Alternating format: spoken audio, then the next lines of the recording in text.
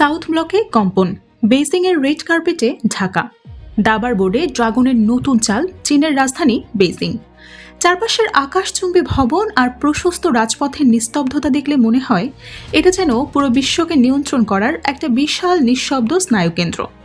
এই শহরের ঠিক কেন্দ্রস্থলে অবস্থিত চীনের পররাষ্ট্র মন্ত্রণালয়ের সুসজ্জিত প্রেস ব্রিফিং রুম আজ মুখরিত এবং সেখানে উপচে পড়া ভিড় জমেছে। বিশ্বের বাঘা বাঘা সংবাদ মাধ্যমের লেন্সগুলো স্থির হয়ে তাক করা আছে পোডিয়ামের দিকে, যেন এক ঐতিহাসিক ঘোষণার অপেক্ষায় প্রহর গুনছে পুরো বিশ্ব। ঠিক তখনই মাইক্রোফোনের সামনে এসে দাঁড়ালেন চীনের পররাষ্ট্র মন্ত্রণালয়ের মুখপাত্র গো জিয়াকুন এবং তার চোখে মুখে কোনো ধরনের কূটনৈতিক ভনিতা বা দ্বিধা ছিল না, বরং সেখানে স্পষ্ট ফুটে উঠেছিল এক হিমশীতল এবং ইস্পাত কঠিন আত্মবিশ্বাস।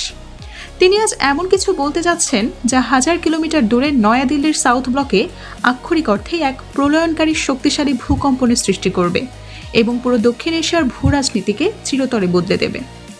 গো জিয়াকুন অত্যন্ত শান্ত ও গম্ভীর স্বরে ঘোষণা করলেন যে তিস্তা নদী নিয়ে পরিকল্পিত সমন্বিত ব্যবস্থাপনা ও পুনরুদ্ধার কার্যক্রম বাংলাদেশের জন্য অত্যন্ত গুরুত্বপূর্ণ একটি উন্নয়ন উদ্যোগ এবং এই বিশেষ মেগা প্রকল্পটি বাস্তবায়নে চীন তার সামর্থ্য অনুযায়ী বাংলাদেশকে সব ধরনের প্রয়োজনীয় সহযোগিতা দিতে সম্পূর্ণ প্রস্তুত। কথাটি শুনতে হয়তো খুব সাধারণ বা একটি প্রথাগত কূটনৈতিক বিবৃতি মনে হতেই পারে, কিন্তু আন্তর্জাতিক কূটনীতির জটিল দাবার বোর্ডে এটা একটিমাত্র বাক্য হলো আসলে ড্রাগনের এক গগনবিদারী ও তীব্র হুঙ্কার।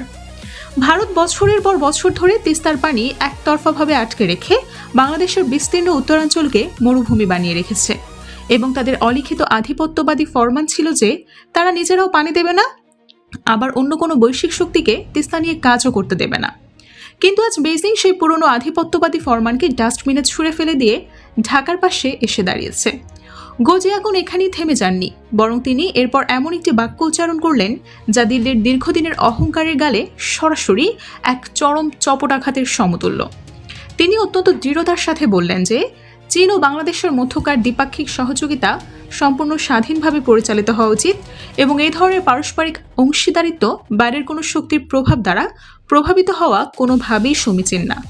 এই যে বাইরের কোনো প্রভাব শব্দ তিনটে আসলে কার দিকে নির্দেশ করছে সেটা বোঝার জন্য কোনো রকেট সায়েন্টিস্ট হওয়ার প্রয়োজন নেই, কারণ চীন অত্যন্ত পরিষ্কার, জোরালো এবং তীক্ষ্ণ ভাষায় ভারতকে একটি লাল রেখা বা রেড লাইন টেনে দিল এবং তারা বুঝিয়ে দিল যে ঢাকা ও বেইজিংয়ের সম্পর্কের মাঝখানে নাক গলানোর কোনো অধিকার বা ক্ষমতা দিল্লির নেই, কারণ বাংলাদেশ এখন আর কারো আজ্ঞাবহ দাস না এবং চীনও কারো রক্তচক্ষুকে বিন্দুমাত্র পাত্তা দেয় না।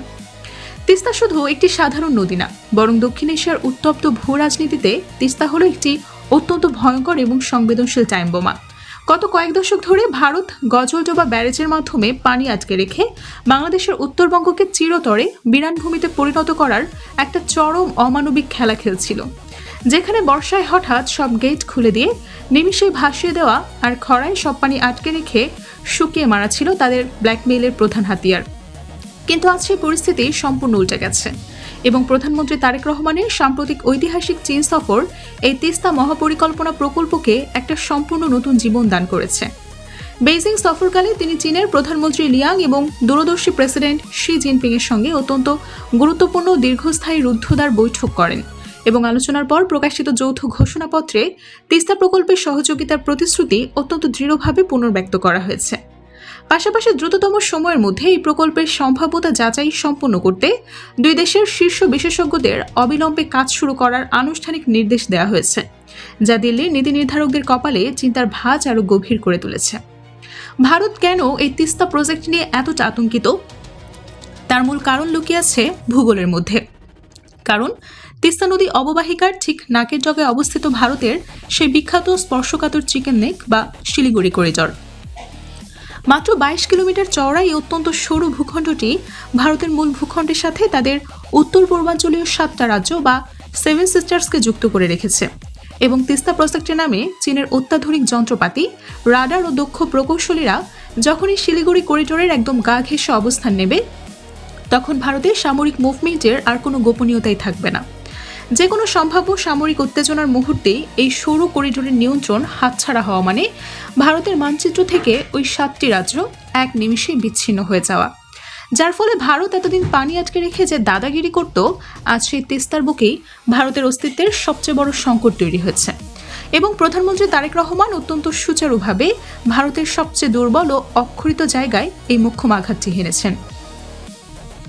মাটি এবং নদীর পর ভারত এবার এক বিশাল অর্থনৈতিক ও মনস্তাত্ত্বিক ধাক্কা খেতে যাচ্ছে তাদের নিজেদের দেশের স্বাস্থ্য খাতে। কারণ গত 15 বছর ধরে বাংলাদেশের লাখ লাখ মধ্যবিত্ত ও উচ্চবিত্ত রোগী উন্নত চিকিৎসার আশায় ভারতে যেতেন। ভিসা পাওয়ার জন্য মাসের পর মাস অন্তহীন অপেক্ষা, দালালদের সীমাহীন দৌরাত্ম্য এবং সীমান্তে নানা অপমান সহ্য করেও হাজার হাজার কোটি টাকা তারা প্রতি বছর ভারতের হাসপাতালগুলোতে দিয়ে আসতেন, যা ভারতের মেডিকেল ট্যুরিজম বা চিকিৎসা বাণিজ্যের সবচেয়ে বড় সোনার ডিম পাড়া হাসে পরিণত করেছিল বাংলাদেশকে।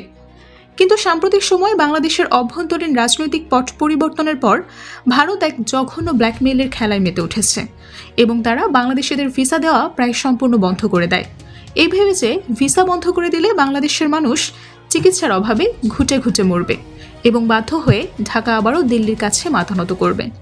কিন্তু তারা হয়তো জানতো না যে বর্তমান সরকারের কোনো সাধারণ বা দুর্বল সরকার না, বরং তারা এই ভিসা ব্ল্যাকমেইলের এমন এক মোক্ষম ও কৌশলগত জবাব দিল যা ভারতের $100 কোটি মেডিকেল ট্যুরিজমকে আক্ষরিক অর্থেই মাঝপথে পথে বসিয়ে দিয়ে দিল। প্রধানমন্ত্রী তারেক রহমানের এই চীন সফরের স্বাস্থ্য খাতে সহযোগিতা নজিরবিহীনভাবে বাড়ানোর এক যুগান্তকারী উদ্যোগ নেওয়া হয়েছে, যার ফলে ভারতীয় ভিসা প্রাপ্তিতে কৃত্রিম জটিলতার প্রেক্ষাপটে বাংলাদেশি রোগীদের জন্য চীনের ঐতিহ্যবাহী ও উন্নত ইউনান প্রদেশকে একটি বিশ্বমানের বিকল্প চিকিৎসা গন্তব্য হিসেবে গড়ে তোলার মেগা পরিকল্পনা সামনে চলে এসেছে। এই ঐতিহাসিক সফরে রোহিঙ্গা সংকট নিয়েও দুই দেশের শীর্ষ নেতৃত্বের মধ্যে অত্যন্ত সংবেদনশীল ও ফলপ্রসূ আলোচনাও হয়েছে। অন্যদিকে বাংলাদেশও পুনরায় এক চীন নীতি বা ওয়ান চায়না পলিসির প্রতি তার অটল ও নিঃস্বার্থ সমর্থন ব্যক্ত করেছেন।